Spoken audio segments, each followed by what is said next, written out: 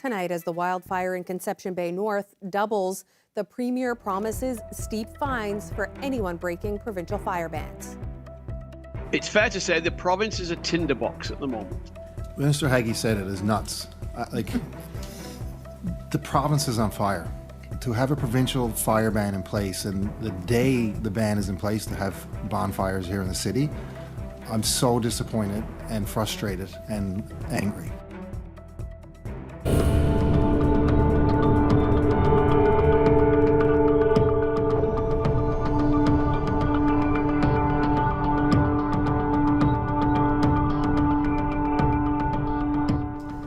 Good evening and welcome to Here and Now. I'm Heather Gillis, filling in for Carolyn Stokes. Again tonight, our top story is the wildfire situation on the island. Officials say the province, as you just heard, is a tinderbox. Our reporters Ryan Cook and Henrika Wilhelm are live near two of the fires on the Avalon, and they're standing by to bring you the latest. But first, here's what we know about the fires, which have forced hundreds from their homes and cabins.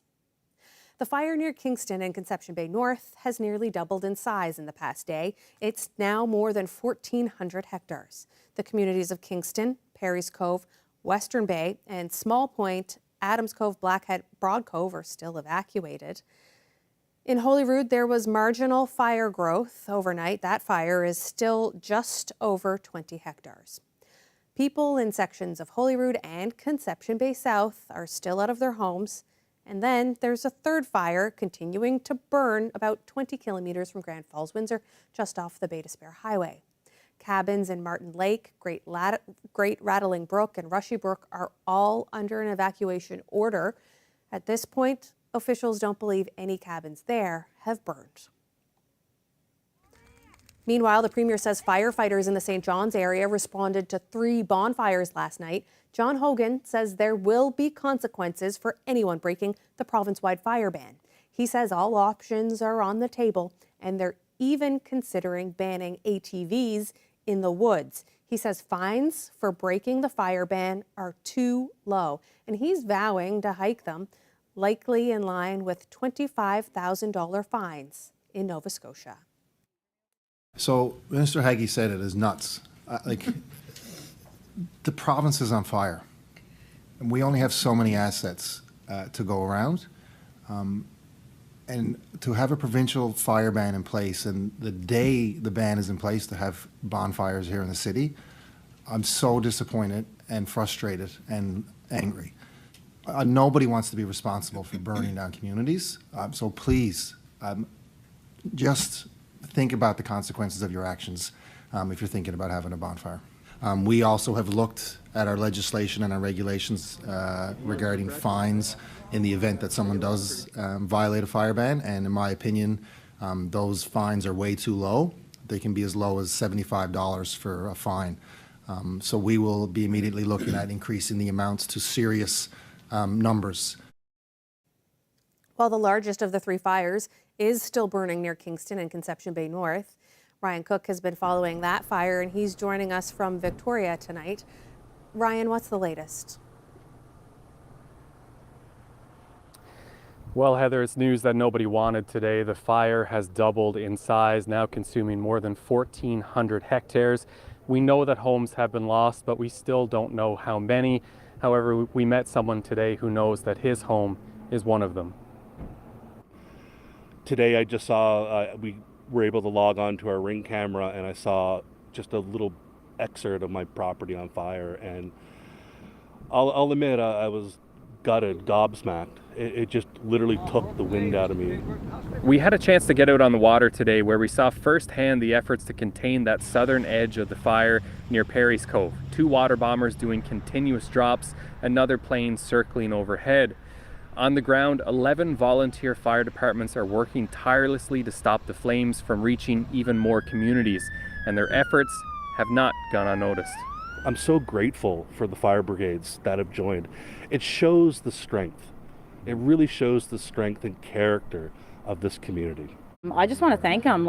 They don't get paid for this. They're doing it on their own time, risking their own lives. They have their own families. My friends and my family have been down there for 12, 14, 16 hours, just steady, just battling these fires. At a government briefing today, Forestry Minister Lisa Dempster also gave her thanks to the firefighters on the ground. I think my final comment will be to thank both our team in forestry. There is incredible, beautiful stories that's coming out of this really challenging time. One of our guys yesterday set to go on vacation with his family. He's been carrying a heavy lift since we started. Cancelled flights, cancelled tickets, postponed because the commitment is here. Sat with a guy last night coming back from rotational work in Labrador, and he was landing and going straight out to do his volunteer fire work. Now, if there is some good news coming today, it's that nearby Salmon Cove did not have to evacuate. They've been on standby since about this time yesterday, ready to go at a moment's notice. So some evidence there that the fire suppression efforts are working. Heather? Thank you so much, Ryan. Now to the fire near Holyrood and Conception Bay South. It's also still burning out of control, and the evacuations in sections of both those towns, well, it's continuing. Here and now's Henrika Wilhelm joins us live now from Conception Bay South. Henrika, what's the situation? Well, Heather, crews have been fighting this fire nearby all day today. Right here behind me is the spot where water bombers have been dropping down all throughout the afternoon to get fresh water to dump on that fire. And they've been supported by a helicopter and also by 10 ground crews. And so the good news here is that the fire has not grown or spread since yesterday, which means that no new areas had to be evacuated. Now, of course, there are still many out of their homes, and they're being supported by countless volunteers. Since the evacuation order was given on Monday afternoon, the Salvation Army has been on location to support displaced residents, first at the CBS Arena, then at the Robert French Memorial Stadium, where the registration center has been set up. They're providing food and drinks and much-needed emotional support. Just to walk with people, check in on them. How are you doing? Offer that support. Offer a prayer if they would like to have that. Our folks are trained to do that as well, and that's meaningful for people. And so that's what we want to do. That's what we're here to do and the role we play. I've heard people after talk about, oh, it was just the smile on a face that I needed to see in those circumstances. They also support first responders, like members of the ground search and rescue team, who have been on scene around the clock since the start of the fire, helping with evacuations and road blockades. And that's on top of their normal duties. It's been a challenging time, but spirits are still high. This local support that we just come off with several teams involved in the Musgrave fires. We had several teams involved in the Chance Harbor fires. And, you know, our volunteers are still calling me and say, where can we help out? So, you know, we've got a great group of volunteers, and the local community certainly support these volunteers when they're in the area with food and water, and it's certainly appreciated. It's proof of the great community spirit in the area, says the mayor of Conception Bay South, who says not just residents and businesses have pulled together, but support has also come from neighboring towns and their fire crews. For the region to come together so quickly, to reach out so quickly and to offer their assets, it gives us greater comfort, and the residents should know that that support is invaluable, and we're just very thankful that we have the neighbors that we do. Yeah, so there's been an outpouring of support. You heard it there. So much so that some offers even had to be turned down. According to the Salvation Army, many people have offered cooked meals, which due to food safety regulations cannot be accepted.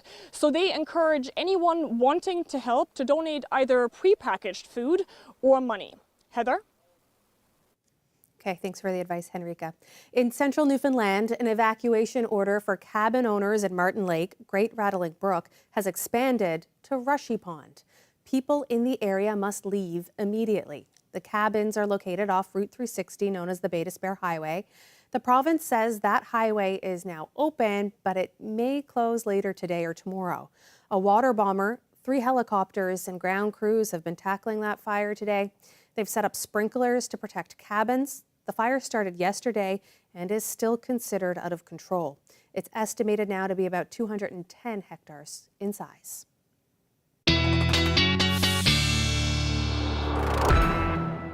And many people are dealing with poor air quality because of these fires. So we've got air quality statements and warnings in effect for anywhere from central all the way through to the northern Avalon with those 2 fires burning. And as we head through the night tonight, those winds should keep most of that smoke offshore, at least for the Kingston fire. We may see those winds shift a little bit more westerly, which could push it towards the northeast Avalon. But for now, that's what it's looking like. And then we've got those southerly winds through central. So areas really through central still going to be dealing with that low air quality. The other thing we're going to be watching, or that I'm going to be watching, is the smoke in the upper atmosphere. We're seeing that up across Labrador. And as we head through the night tonight, we're going to continue to see that smoke head further south, especially tomorrow.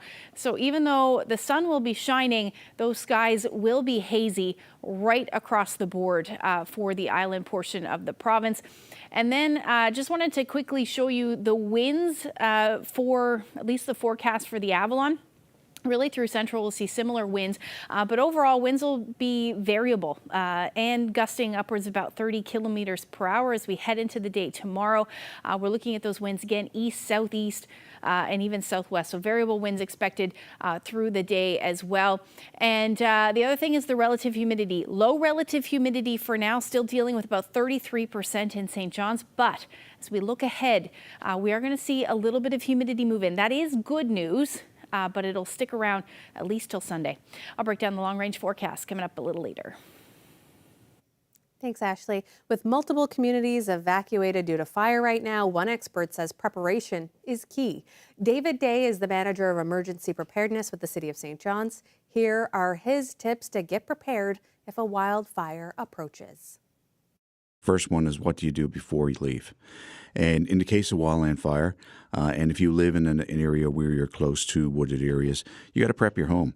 And what that means is that, prior to, when the summer starts, you need to go around your property. 10 meters is the recommended distance, 30 feet, and make sure it's clean. There's no brush, there's no dead plants, you have no debris, you don't have stacks of wood next to the house, things like that. And generally make sure that the property is clean. The other thing is that, storing old tires, patio furniture, make sure that that's away from the house. And if you got a deck, we're all commonly storing stuff under our deck.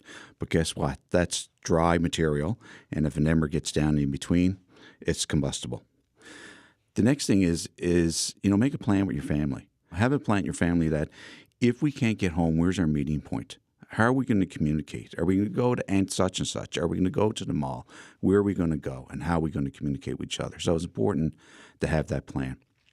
And then the next thing is make sure you have a kit. So, important documents, your passport, driver's license, mortgage documents, insurance documents.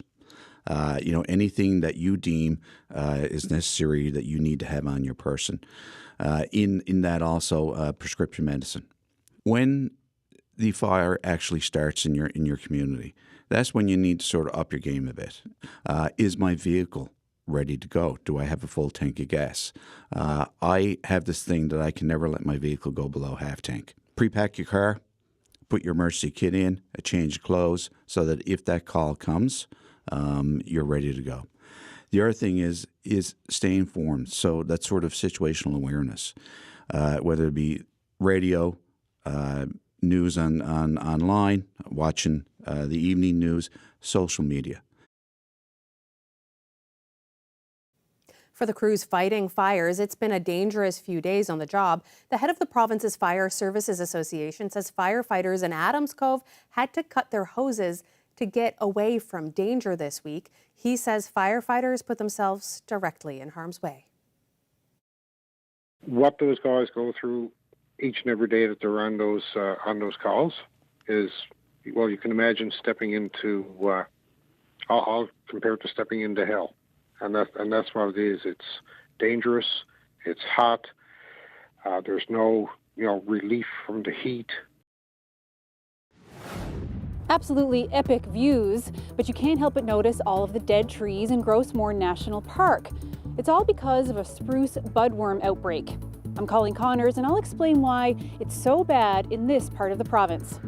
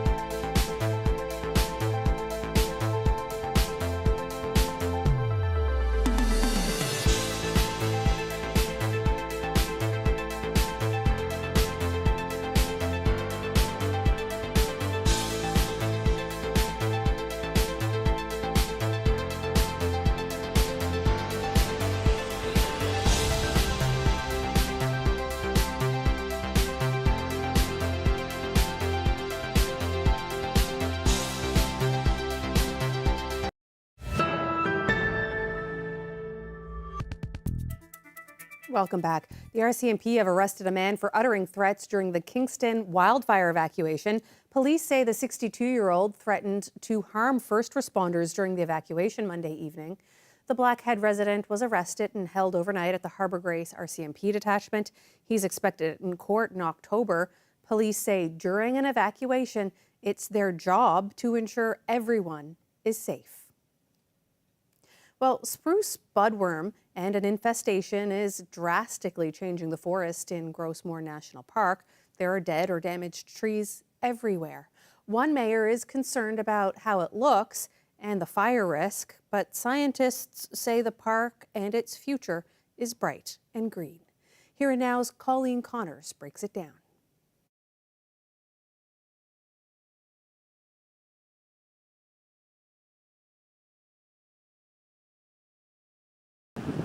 From close up, or not, the view has certainly changed. These spruce and fir trees didn't survive a spruce budworm outbreak that has taken over vast areas of the national park. The natural phenomenon hasn't been seen like this since the 1970s. Well, within the park right now, it started here in the vicinity of Berry Hill Campground and this Bakersbrook Falls Trail. But from there, over the last 4 or 5 years, it sort of radiated outwards, and it's now spread right to the south of the park and the northern boundary of the park. The adult moths came from Quebec, blown over the Gulf of St. Lawrence. They were first spotted here in 2018, and the population has since exploded. It was beautiful, but it was very odd because it would almost look like, you know, there had been a fire or something, just because you were seeing all these dead trees mixed in, and so just the changes of color. So it was quite interesting. We're like, I wonder what this is. I wonder what this is. So why do they look like that? You know, because they're eating those new growing branch tips each spring, that's really what the caterpillars focus on. Those are the bright, vibrant green in the spring when that's growing, and so that's getting chewed up in June, and the budworms have eaten all that, and so you wind up with gray branch tips. Dead branches that Jason Cullihill sees every day on his way to his restaurant in Rocky Harbour. He's having to explain the outbreak to hikers and tourists daily. And he says by his cabin, the spread of dead trees is even worse. It's kind of devastating, really, because you can't even find. I was chatting with a coworker here today, and you can't even find a green bough anymore locally around. Like if you want to build a blind or a stand for hunting, you can't find those green boughs anymore. There's nothing left. It's particularly devastating for Cullihill because the park opted out of the spray program 5 years ago. Close on 600,000 hectares of forest on the island were treated with the insecticide BTK, but none was sprayed in the park. Whitaker says there were expert consultations back in 2021, and the public was polled. The consensus was no bug control. 5 years later, and the Rocky Harbour mayor says that was a big mistake. He wonders if the fire hazard of thousands of dead trees was considered during the decision-making process. And Route 430 is the only way in and out of the town. Tourism is quite busy, so I'd say the population's maybe even quadrupled nightly here in Rocky Harbour. We have emergency plans in place, but nothing for that. If we have anything of that magnitude, I don't think we really have it all covered. And it just sort of hangs around the branches. Whitaker says the forest here is wetter than other parts of the island, and the fire risk is extremely low. We've had big insect outbreaks in Gros Morne in the past, and this budworm outbreak of the 70s, hemlock looper outbreak since then. We didn't have any fires following those, and we haven't had any fires, significant fires in Gros Morne in the whole history of the park since the 1970s when it was established. So again, we take fire risk seriously. We have plans in place, but it's in the context of an ecosystem where fire doesn't happen that often. The park follows all provincial fire bans. Cullihill would still like to see a more extensive evacuation plan and more preventative measures. It's incredible that this tiny little insect can cause so much damage. But budworm outbreaks happen every 30 to 40 years naturally, and Whitaker says that actually regenerates the forest quickly. The thing is, the forest is not going to look like this forever. Whitaker says in about a decade, the forest will grow back stronger and healthier than before, and these views will be green again. Colleen Connors, CBC News, Gros Morne National Park.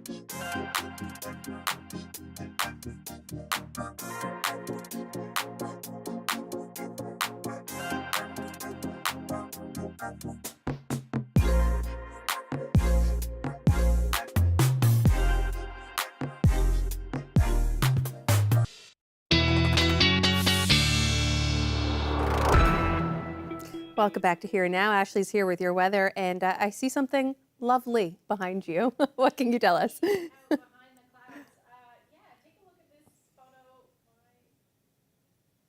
Oh. Are we having trouble hearing Ashley? All right.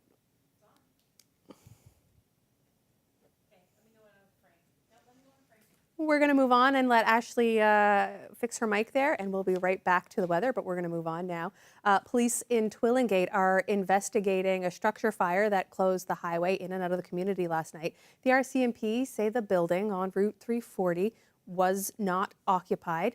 No one was injured. The building was destroyed, and the Mounties say it was a huge risk due to the dry conditions and the ongoing wildfires. Police say first responders were also called to the fire training grounds in the nearby town of Summerford, where 2 vehicles were on fire. Those fires were quickly extinguished. Police are investigating both. Fire officials say being in harm's way to battle wildfires can obviously come with a lot of stress. They rely on their training, but still have to deal with the pressures of helping protect friends and neighbors. Here's what one deputy chief had to say today. What are folks doing fighting these fires? And you're connected to Carbonear as well, right? Yes, yeah. I volunteer with the Carbonear Fire Department as well, and I attended the first major fire down at Adams Cove. And so when you're down in these situations, you rely on your training. You put the wet stuff on the hot stuff. But when you get a chance to kind of reflect and pull back is when, a lot of that stressors come to you. And, last few days, now with this flare-up, the same thing. We have members of our Carbonear department that they have family members down that way. They have houses and their moms and dads and sisters and brothers and stuff.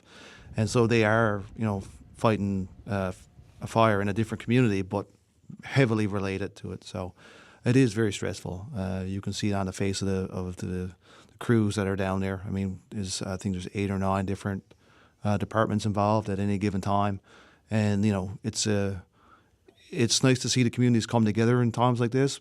But it's also very stressful to the individuals themselves, right? So we have 3 main goals when it comes to a structure fire. One is saving life, then it's save property, and then of course the environmental concerns. Yeah. So when I call it triaging, similar to what they do in the medical field. You're triaging the structure. Can it be saved? Is there any imminent loss of life? Is there someone inside that we need to save? Once that's established, then you go and look at a property. Can we save it? Is it going to affect other structures around it? So that house might not be saved, but we still have to, mitigate the fire in order to save structures around it, keep it from spreading. So yeah, and damage can range from just melted siding to complete loss of structure. Right. So I know in Adams Cove, that's one thing we had to do was literally triage houses. Can we save that one? Can we not save it? Will it impact structures next to it? And then down there especially where there's no hydrants. In cities like St. John's and here we're lucky enough that we have a lot of hydrants around the region. Those smaller towns don't, and so you're kind of judging how much water you have on hand and can you make a good fight on the fire. Right?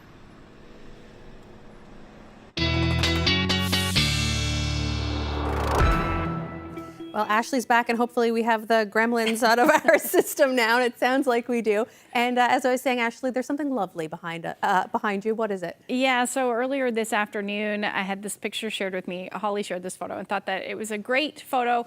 Carbonear, she captured a heart cloud in the sky, so I wanted to share that with all of you. We were only seeing a little bit of cloud cover, but this particular cloud definitely brightening the skies. Taking a look at the highs today, they were quite mild. 23 degrees in St. John's, areas through central Terra Nova, 25, 27 degrees this afternoon, and then up across Labrador as well. We are certainly seeing that heat.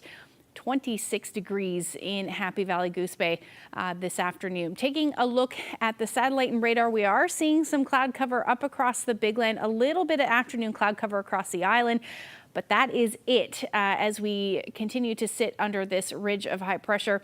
But just taking a look at the fire, the Kingston fire, and where we're seeing that smoke at the moment, most of it is heading offshore. So that is certainly good news. And as we head through the night tonight, we're going to continue to deal with on and off low quality air quality. But for the most part, Environment Canada has those air quality alerts in effect for the places that are closest to the fire. So with the Martin Lake fire, that's the Grand Falls, Windsor area, and then out towards the ocean. And then we've got that air quality statement for the rest of central Bonavista Peninsula and then the northeast Avalon as well.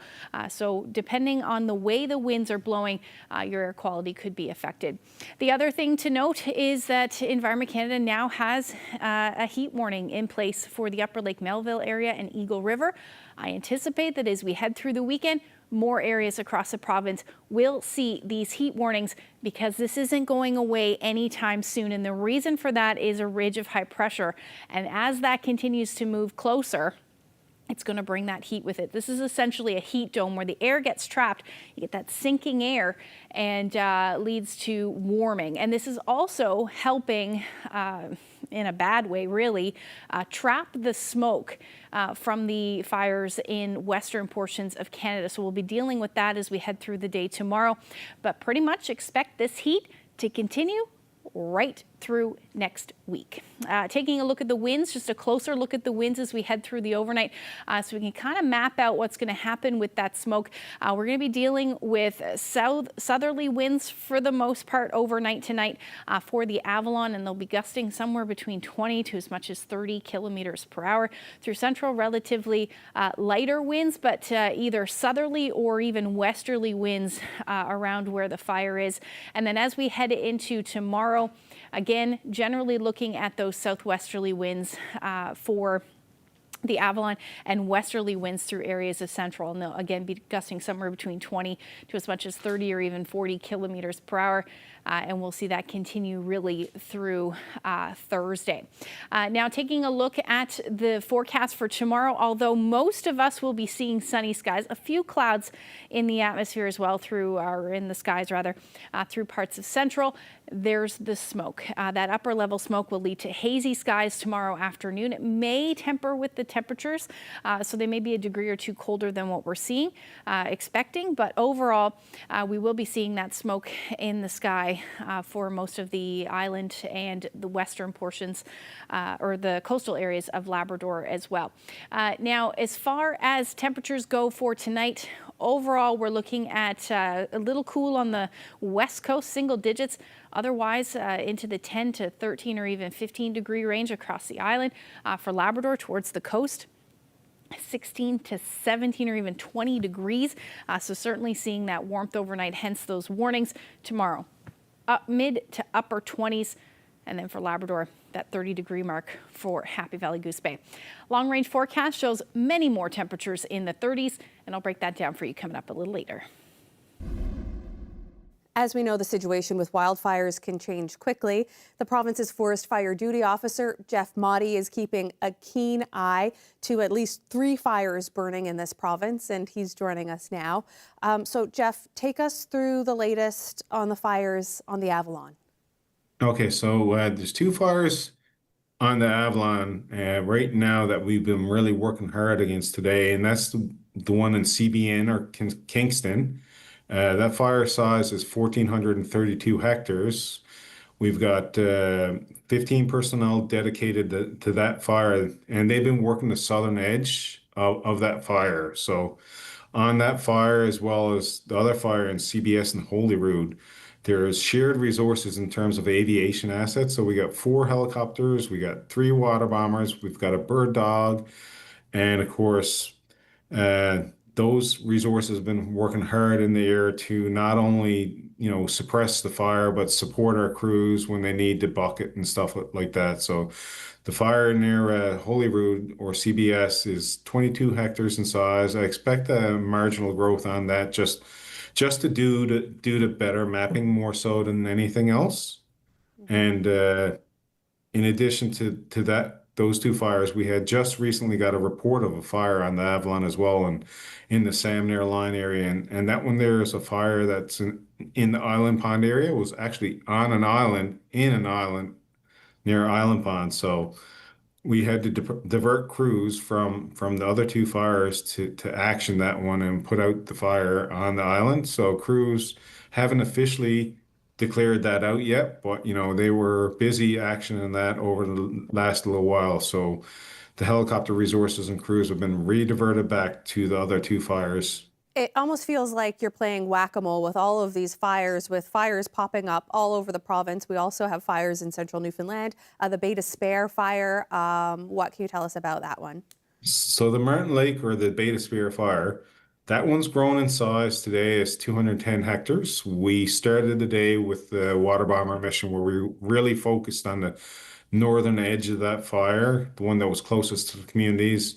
And the fire has not been actioned on the southwest side of that fire because it's further away from communities. But this afternoon, there's reports, and I've got images from the line of that fire kicking up on the southwestern edge of that. But for all intents and purposes, that fire is growing southerly, not towards the community, the cabins that are in the area. So in terms of what I expect for that particular fire is, I expect some small growth on the perimeter of that fire, but not towards the cabin areas. So the ground crews have been really busy just putting up structure protection equipment such as sprinklers around the cabins to protect the cabins as a precautionary measure. But we haven't had the opportunity to put ground crews in there yet. But when the time is safe to do so, we will get the ground crews. We'll bump them in with helicopters, we'll cut helipads, and then we'll start coming up with a plan of attack where we'll kind of start putting containment lines on that fire as well. We've been hearing today about firefighters, some canceling their vacations, their dedication and commitment, but also the scenes that they've been facing, some having to cut their hoses and describing the scene like stepping into hell. What kind of help do firefighters in this province need right now? Firefighters in this province need a break in the weather is what we really need. We need precipitation. Right now, if you look at the long-range forecast, there's no rain in sight. So, we need a little bit of help from Mother Nature. And just quickly, Jeff, how would you describe this fire situation and season so far? This fire season, as I describe fire season when I talk about one versus another, no two fire seasons are one and the same. This fire season has all been about human-caused fires in the wildland-urban interface versus remote fires in the middle of the wilderness. So this year's story of the fire season is fires in the wildland-urban interface that are creating evacuations of communities and uprooting, people in Newfoundland and Labrador. Mm-hmm. Okay, well, Jeff, thank you so much for giving us the latest on all of these fires. Thank you very much.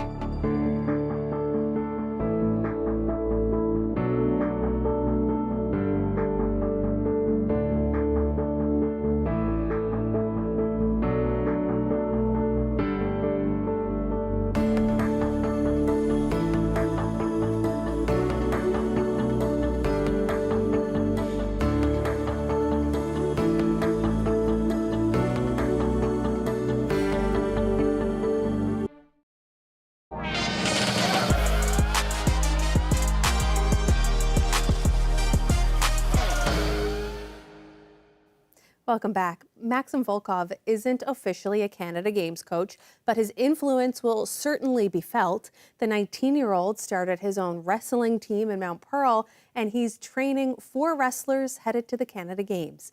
Volkov hopes he can grow the sport in Newfoundland and Labrador.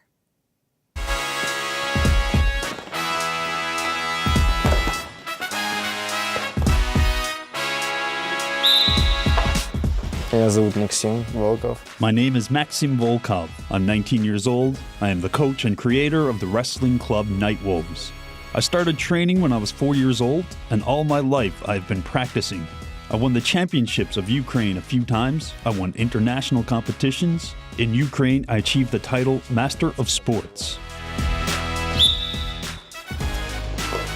When I flew here, there wasn't any wrestling at all. It was difficult for me because when you have a sporty pace of life all the time, wrestling is the only thing on your mind. And I could say it was some kind of depression, but in the end, I made a decision that I needed to open my wrestling team. I was actually originally a cheerleader for a good 2-3 years.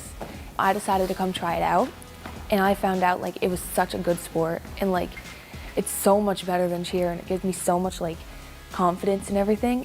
It's just amazing. He's the best coach you could ever ask for. He got us this amazing place to train every single day. It's a blessing that he takes the time out of his day and is so dedicated to us to help us become champions. He's really supportive outside and inside the gym.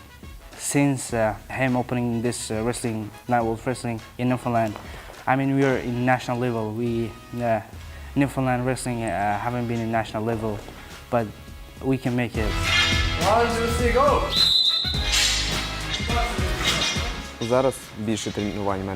When I came here to my coach, the level of my wrestling became better, became faster. I am glad that I will be at the Canada Games. I am preparing for them now, to win them. There are no other options. I was scared at first, actually, because I was the only girl and I had to wrestle all these guys, and I was really scared that they were going to hurt me and stuff, but they didn't. But I adapted pretty well to it because now I can throw them, and I'm really good at doing that too. He's a really good coach. I'm really proud of my team and my brother. They're doing really great. And my brothers are doing great as a coach. I won the Championship of Canada. The best institutions have shown interest in me and proposed to move me to build my sporty career. Here, I've got strongly attached to the children, to the athletes who are here. I made a personal decision that maybe the career of my athlete is much more important than mine. This training style is really different, like with Canadian coach. It's really hard compared to Canadian coaches. And I really like it. Discipline, hard work, yeah. He's amazing. He pushes people like to their limits, and like he pushes them farther, and like it helps everyone so much. I love how he builds confidence in everyone and how he helps them like improve their skills. Hard training and no remorse for laziness. So you just gotta put 100% effort in every day. While watching my athletes, I want them to show everything they are capable of. It is stressful for me. However, in general, I am not too worried because I'm confident in my athletes. This year, we are planning to win the Canada Games.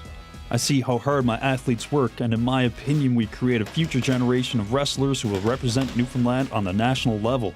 And these people will not only be competitors, they will be champions.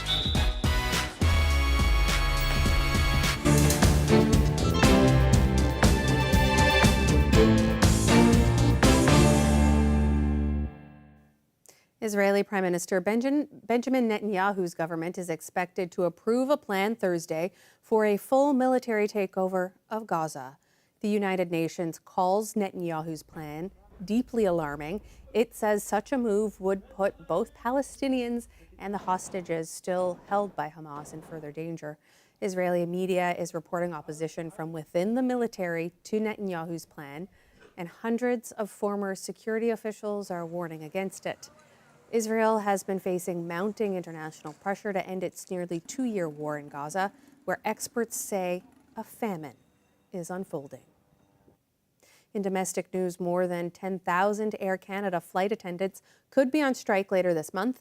Their union says a 99.7% of their members voted in favor if a deal can't be reached with the airline. The two sides have been in contact since talks, and they started earlier this year. The issues include pay, pensions, and unpaid work, such as pre-flight checks. The vote doesn't mean a strike is guaranteed, only that attendants support the measures if the bargaining team decides to call for a work stoppage. A 72-hour strike notice could be issued as early as August 16th if an agreement isn't reached. The airline says it remains committed to the bargaining process and that it is eager to reach a deal. Well, what you can grow in your community is changing throughout much of Canada. The government's new plant hardiness zone maps show that conditions have shifted because of climate change. And while that creates new opportunities for gardeners, it also serves as a sobering reminder of a warming planet.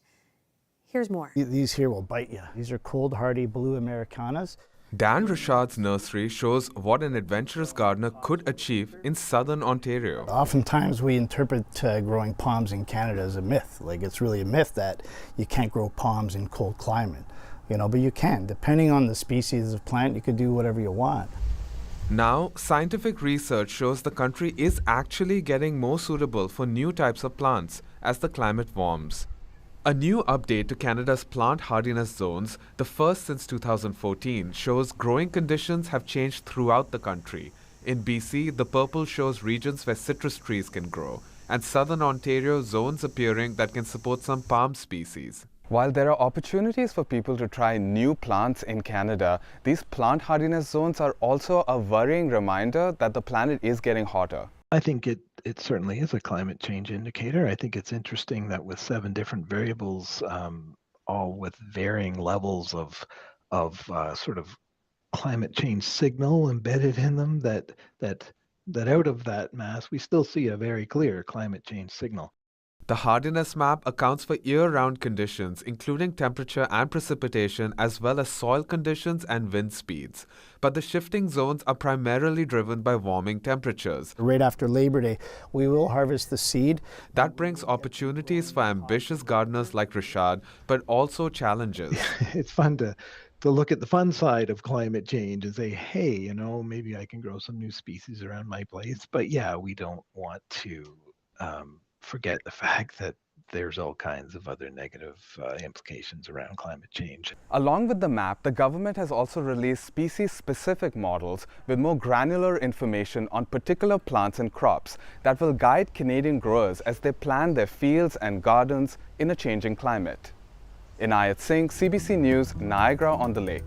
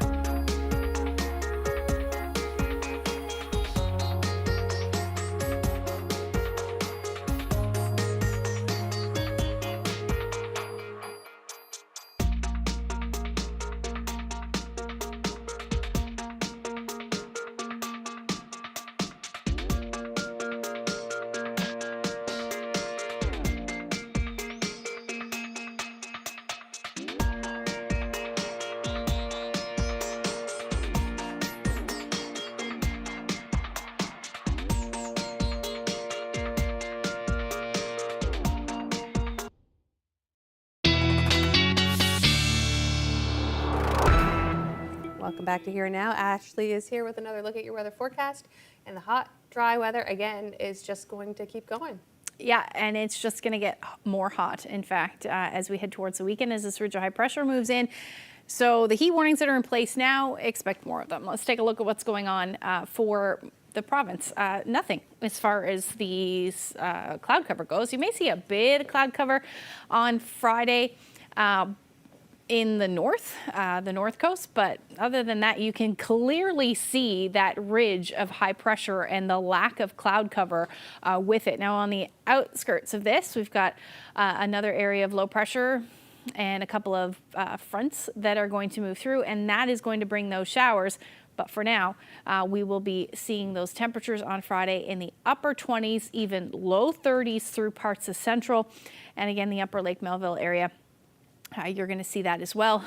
And we'll start to feel a little bit of humidity in the air as we head through the weekend as well, which will certainly help with fighting the fires because fires do not like humidity. Now, it's not going to be overly humid, but we'll certainly see an increase in that relative humidity. Now, then we watch for Saturday anyway, this next frontal boundary that will move through. It could spark some thunderstorms with it as well for parts of Labrador. So definitely keep that in mind if you have any outdoor plans on Saturday. But most of the shower activity will be confined to Labrador. We're still dealing with sunshine and warm temperatures across most of the island and even for parts of Labrador. Your daytime highs are again going to be in the upper 20s, low 30s. The best chance of reaching the 30-degree mark will be for central. Now, we may see other areas reach for sure, but central areas of Labrador and then towards the coast as well, you're looking at your daytime highs likely around the 30-degree mark. Otherwise, you're still in the mid to upper 20s for your Saturday. Long-range forecast, again, nothing but sunshine. I've been changing the temperatures a degree or two here and there, but other than that, it's a quiet forecast. Your overnight lows, look at that, 16 to 18 degrees so we're really not getting a whole lot of relief in the overnight periods either. Same thing for central Newfoundland. Again, like I said, we'll likely see a heat warning in place. So we're going to keep that in mind. But then for western Newfoundland, your temperature's a little cooler, but still hot. Your daytime highs will be somewhere between 24 and 28 degrees. A little bit more cloud cover as we get towards Sunday and into Monday. Eastern Labrador, showers, potentially thunderstorms, like I was saying, but look at that, 31 degrees by Monday. And then for western Labrador, you're looking at your temperature somewhere between 25 to 27 degrees. And again, you'll note, you'll start to feel that humidity by the time we get into Saturday. Our weather photo today in Point Leamington, a beautiful sunset photo there. Nothing better than a colorful sky, whether it's in the morning or in the evening, and Sabrina captured that photo beautifully. If you have any weather photos that you'd like to share with us, we'd love to see them. You can send them to my Facebook page or email them to nlphotos@cbc.ca. Red sky at night there. Look at that. Thanks for the photo, Sabrina. Great shot. And of course, with all that hot weather there, Jeff Motti, the Provincial Forest Fire Duty Officer, just saying rain at any point would just be the best thing for some of these fires as we watch that continue to unfold and firefighters continue to fight them. For any updates tonight or in the overnight, even early tomorrow morning, stay with us on cbc.ca/NL for the latest. That's our show for tonight. Thanks for being with us. Good night. Good night.